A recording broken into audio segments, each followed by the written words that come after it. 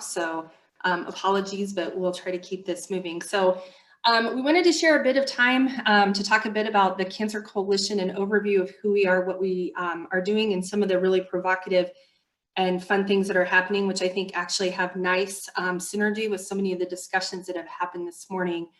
So Christy, Becky, Ali, and myself will be sharing some perspectives. So we're going to go ahead and get started. And again, I just want to give a huge thanks to all of our supporters, GRAIL, Rocky Mountain Oncology Society, CU Cancer Center, and then ultimately looking at our platinum sponsors, Pfizer, AstraZeneca, and I believe we've had a number of sponsors that Christy also shared as well earlier. So thank you guys so much. And again, I know there's a number of folks that are on from our planning committee and everyone today. I just want to also say those folks spent almost every Friday meeting, and they were great meetings. I only attended a few, but there was a lot of commitment really put forward thinking about a virtual conference. So thank you guys so much, and I think it's going swimmingly. So who's here today and tomorrow? So we'll go to our next slide and share a little bit of a perspective that the funneled Wordle, where we get some perspective about who's in the crowd and then which types of folks are more predominant in terms of attendance. So these are some of the words that came forward. So coordinators, managers, navigators, directors, executive, outreach, social, clinical. I think Christy and team had noted earlier today that throughout the course of the next 2 days, we're looking at over 300 people attending. Today, over 180 registered, and we know people are dropping in and out with a number of responsibilities. So again, from profession to role type, there's little words, there's big words, but I just want to say that everyone who's really represented in this group is key to our working and our activities. Christy, anything else you want to say about this slide? Nope. All right, next slide. So where are you coming from? So we look like we have some Aurora, Denver, Littleton, Westminster, Alamosa, Longmont, Kenosha. We have people from in-state, out-of-state, and I think based on our records, it looks like we have almost representation from every county. So this is fantastic. We really want to continue to keep this attendance. And I think from our earlier discussions, as well as thinking about some of our goals, we really do truly aim to work statewide for rural, urban, and metro communities. So thank you again for everyone for joining in. And I think the beauty of Zoom is it does allow us to join in from all different types of settings, and the road trips aren't as extensive with this sort of opportunity, but do looking forward to seeing everybody in person one of these days. So next slide.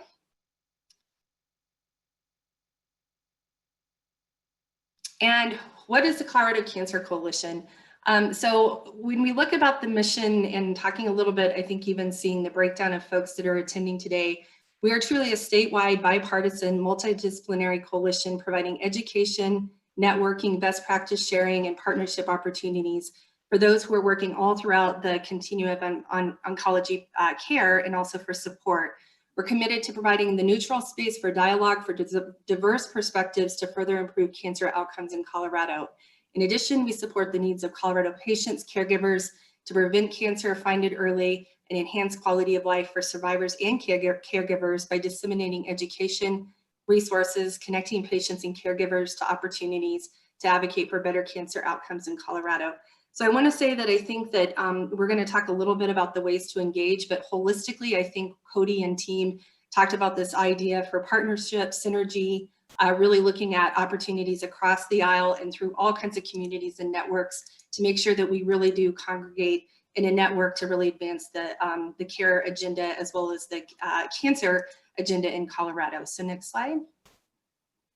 So the way that we work, typically when we think about our objectives, we are again thinking about the continuum from prevention, that outreach component, to screening and early detection, high quality diagnosis of treatment and care, including clinical trials and research, survivorship, palliative care, end of life care, and really dedicated to social determinants of health and eliminating barriers across the continuum of cancer prevention and care.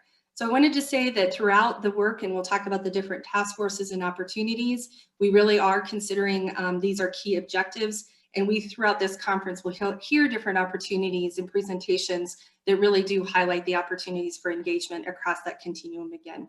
Next slide. And so with that, I'm going to go ahead and hand it over to share some perspective about the Colorado Cancer Plan. Thanks, Andy. Can you guys hear me okay? Great. Perfect. So the Colorado Cancer Plan, I'm just going to put a link in the chat. For those who are not familiar with it, you can take a look at the current cancer plan at that link. So the Colorado Cancer Plan is a statewide roadmap for cancer control. So the 2016 to 2020 plan, that's the link I sent you, was put together by over 100 people who collaborated to produce that.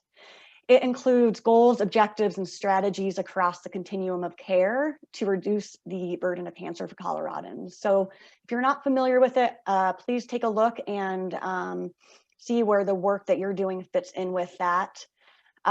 Next slide, please. So we are in the process now of revising the cancer plan for the 2021 to 2025 plan. So we spent part of 2019 and a portion of this year, we convened a steering committee to take a look at what in the current cancer plan needs to be revised for the next iteration. So we spent some time working with task forces and other subject matter experts to review the current plan, make recommendations for what needs to be updated or revised. So we are in the process of compiling those. We've already had great collaboration among many of you in the meeting today. And so, of course, that got a little bit derailed with COVID. So we're a little bit behind schedule, but the plan is to compile the revisions and go to public comment for about 6 weeks. So that information will be forthcoming through the coalition and other modes. We welcome your input at that time for the new plan, and then we are hoping to finish completing the revised plan and have it ready for dissemination sometime, hopefully in the first part of 2021. So that is where we are with the cancer plan. Thanks. Great, thank you, Becky, for all your work on that. And I just want to talk a little bit about the structure of the coalition since it's changed over the years, and talk about our current funding sources, just so people can have a lay of the land. So the decision-making body for the coalition is our steering committee. And so that's made up of the co-chairs from all the different task forces that we have, as well as the elected leadership, our chair, vice chair, and past chair. And then we also have written into the bylaws a representative from the Colorado Department of Public Health and Environment, the executive director, and then other members at large. So we look at the makeup of our steering committee, and if we're missing an oncologist or missing someone from the American Cancer Society or from academia, we have people apply for those and then elect those people in, because we really want a broad, diverse body on that steering committee to help make decisions. So that's a little bit about how we're structured. Oops, Allie, next slide, thank you. Funding sources. So every year at tax season, we are listed as the Colorado Cancer Fund on the state tax form. So on the voluntary contributions, you can select the Colorado Cancer Fund. That money has historically been given out in small and medium-sized grants to organizations all across Colorado. The Symposium, generally, there's attendee fees and things like that. So that's been a moneymaker in the past. Right, we have a grant with the health department to cover the executive director role for the most part. We have a grant from Fight CRC to work on some colorectal cancer policy.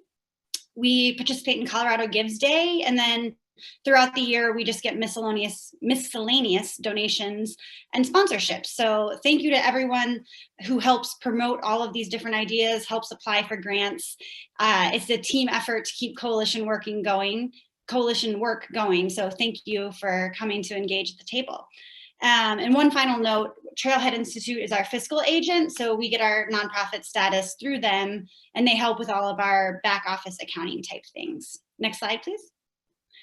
I'm gonna turn it to Allie now to talk about all the fun programs that the coalition does. Thanks, Christy. So I get the opportunity to talk to you all about how all of these programs are kind of coming to fruition and all the great stuff that's happening.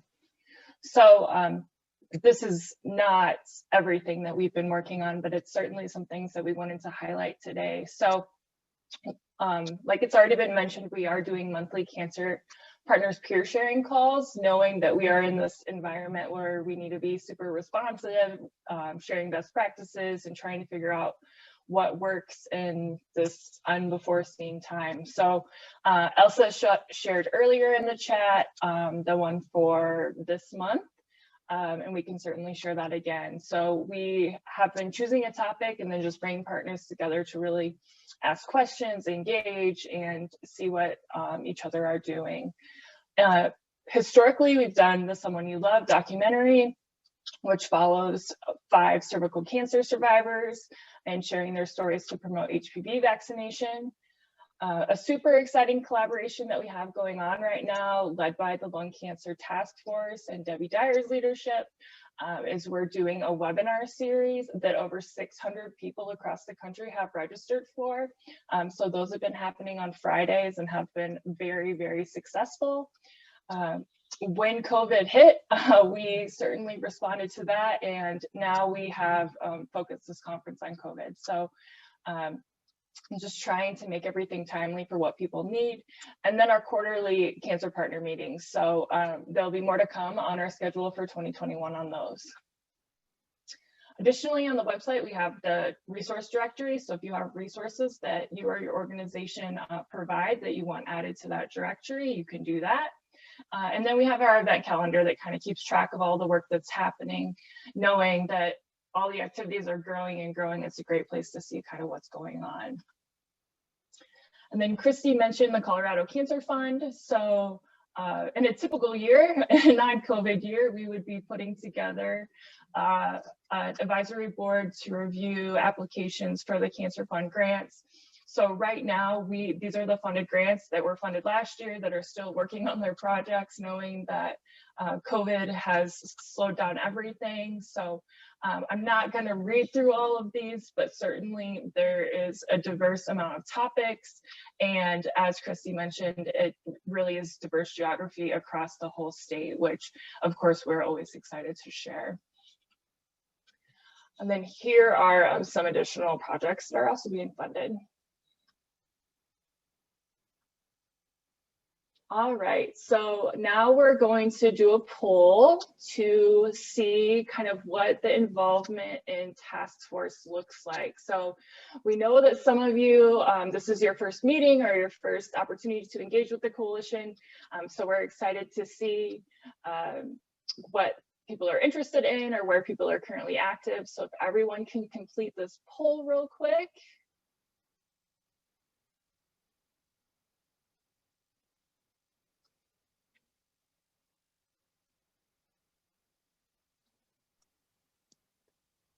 Looks like we're about 44% participation. We'll give it some time, let a few more folks respond.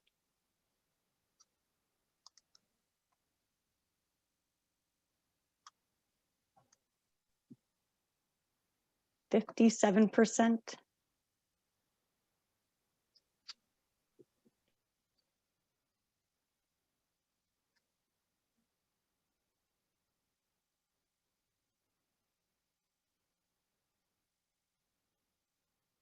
All right, we're slowing down, Becky. You want to go ahead and share? Pull up the results.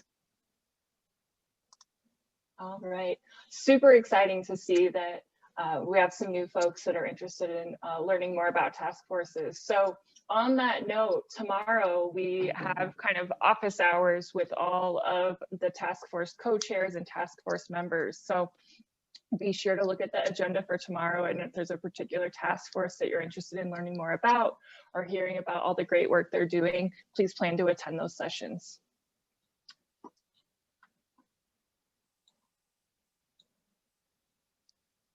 All right, I will take it back over to continue the cancer plan conversation about where work is happening across the state.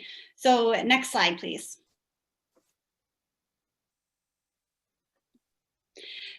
So I realized we left the resource directory slide up there, but one day there will be a different option for where you can go for resources, and I'll show you that in a little bit. But in September, if you're on the coalition's newsletter list, you should have received an email about where your work fits in with the cancer plan. And so we want to be able to showcase who's doing what where. And then also look at, where work is not happening so that our task forces can prioritize their action plans to do work in those parts of the state. So next slide, please.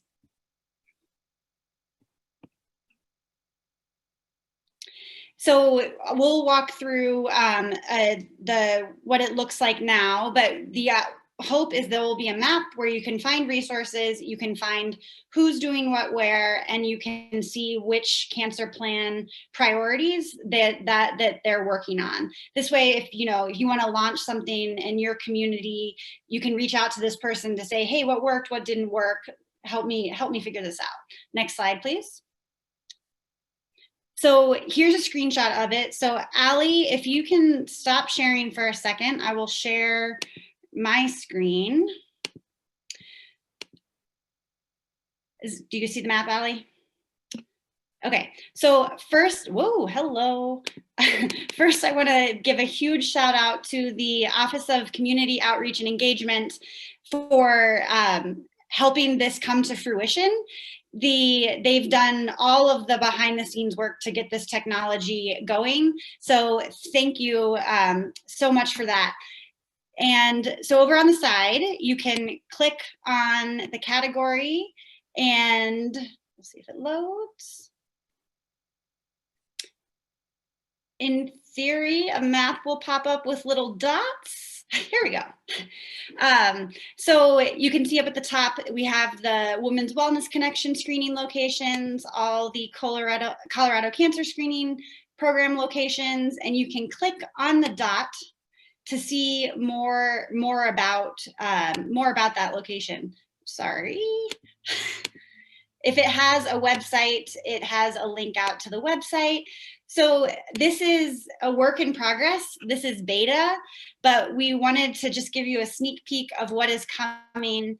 It has genetic counseling on the side, cancer treatment centers, palliative care options, hospice care, support groups, and everything. So the version that we showed earlier on the coalition will eventually go away and sunset, and this will be the one place where everybody can go to find the resources that they are looking for.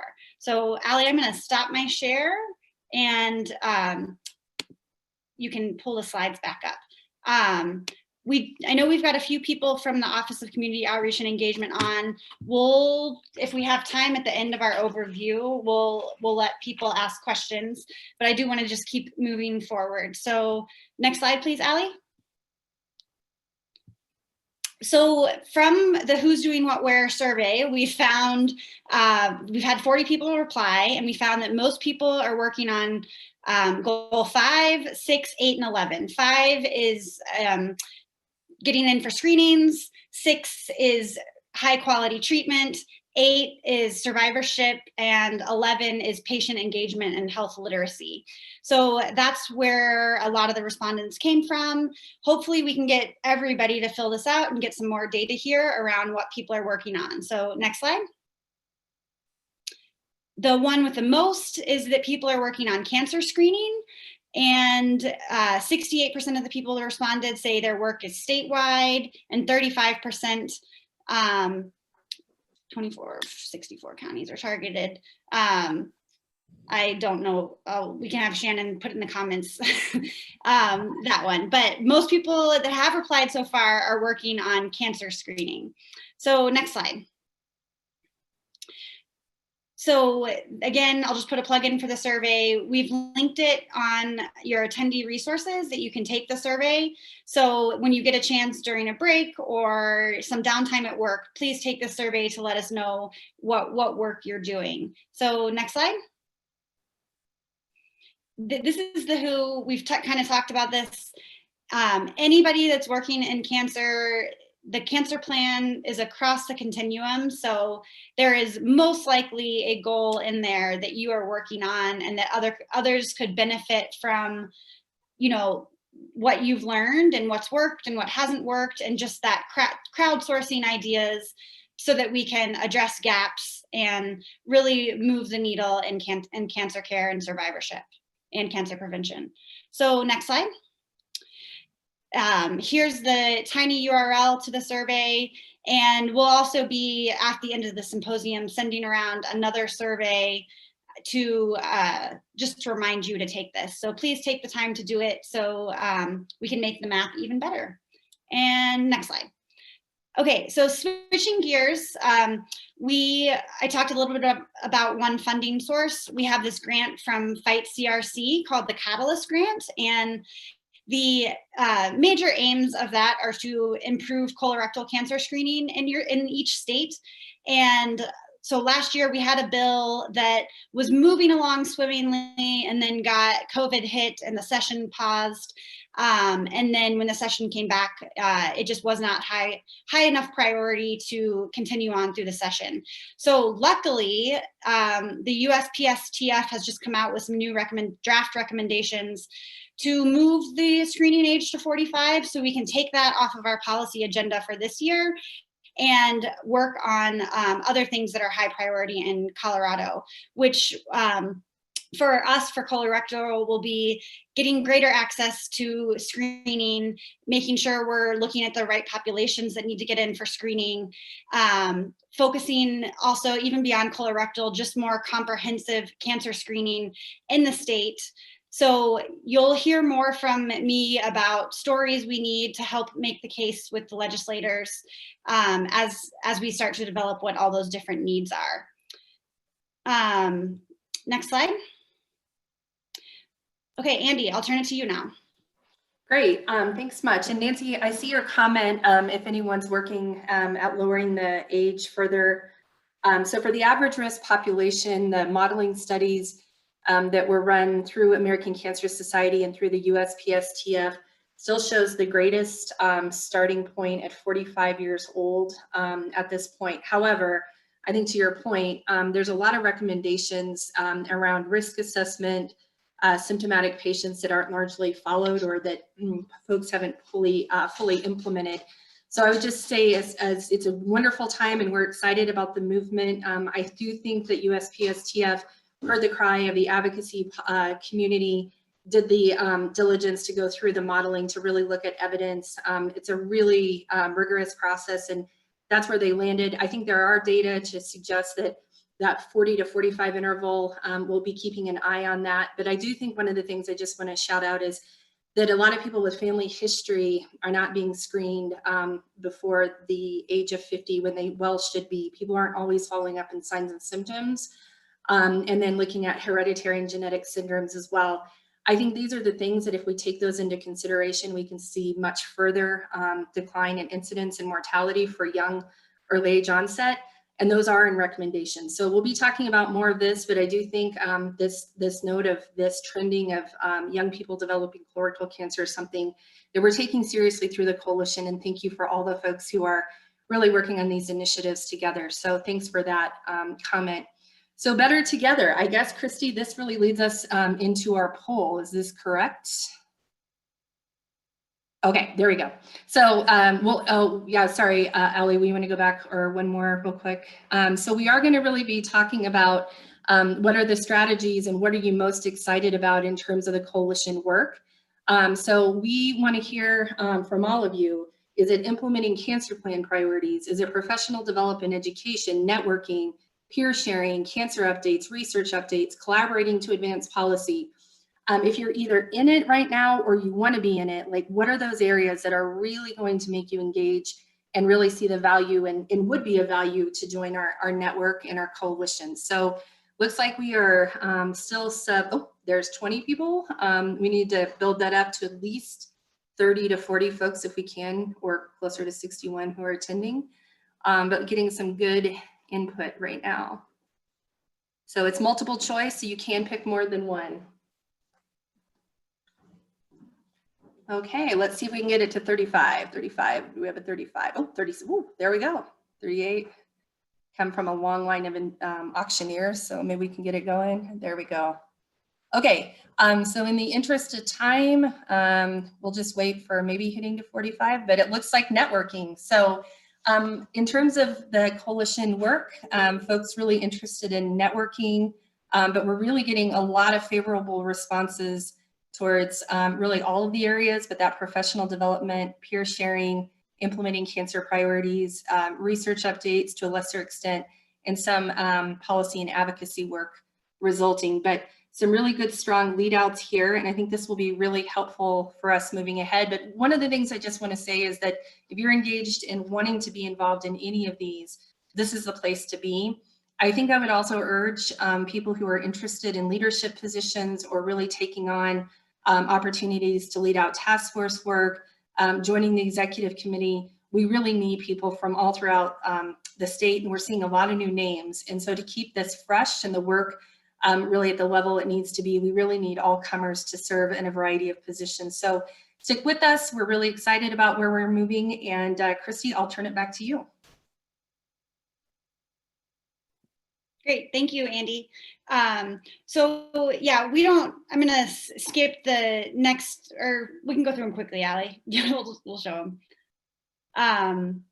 These are just more ways to think about being engaged. So if you have trainings going on that you want us to share, we're happy to share those out through our newsletters. If you have, social media, we have social media toolkits that you can download and share. We're constantly sharing resources and training, so keep an eye on our emails. Next slide, please, Allie. And we've put the link in for that peer sharing a few times. And we also have guest speakers, and our task forces are really good about bringing guest speakers into their task force meetings to help continue that education and networking piece. So there are really endless possibilities and ways we can work together. So feel free to always reach out to me if you have an idea, and we can see how we can bring it to fruition. Next slide. Oops. Just another shout out to our planning committee. Thank you for making this happen. And if you see them in the chat, definitely send them a thank you. And we're about to head into a 15-minute break. At 12:15, we'll hear from Rocky Mountain Oncology Society. At 12:30, we'll hear from Grail. But before we head into that break, I want to see if anybody had questions about anything that we just shared there, or about the map. Feel free to come off of mute. Christy, this is Andy, and I guess one of my questions, I think it's awesome. The map shows statewide screening programs. If folks are interested in placing their programs or networks, is that something that as an ad hoc opportunity we're able to do as well? Yes, Carlo can correct me if I'm wrong, we're going to add a form to that so that new items can be added. Yes, so sorry, Kirsty. Yeah, so basically we will add kind of like a form that people can add any other programs or any other treatment options that may not be already on the map.